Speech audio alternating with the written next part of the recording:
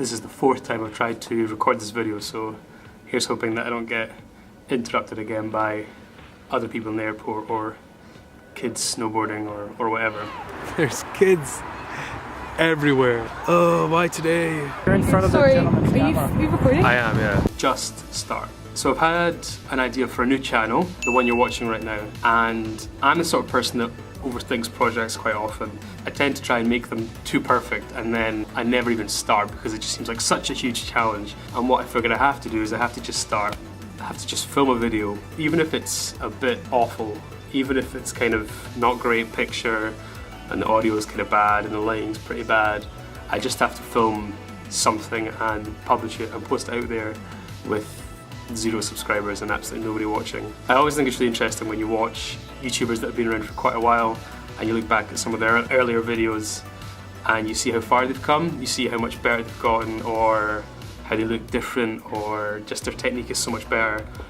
And I'm hoping that that happens with this video. I'm hoping that I look back at this in 10 years time and kind of laugh to myself and think how bad it looks. But as with them, they started, and I think with me, I just need to start as well. Now, I'm talking to you, obviously. I've learned that you should pick and choose your audience and make them really specific. So as Tim Ferriss says, if you're gonna try and make something that everyone is gonna like, you're gonna make something that nobody is gonna love.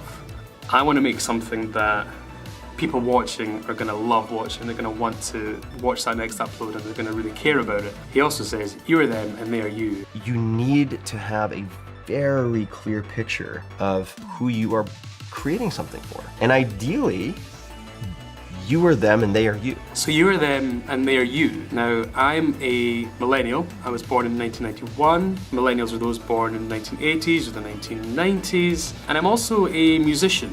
So in theory, if you're watching this, then you're most likely a millennial, and you may even be a musician or a creative type, an artist of some kind.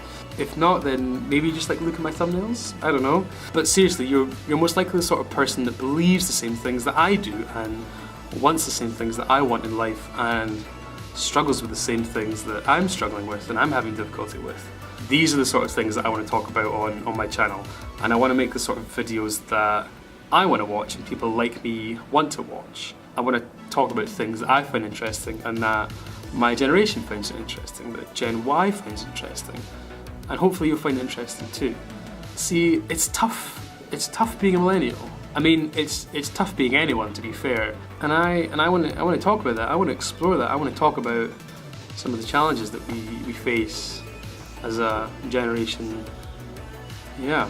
So today is 6th of January 2018. I'm currently in Sweden, just about to fly back to my home in Edinburgh.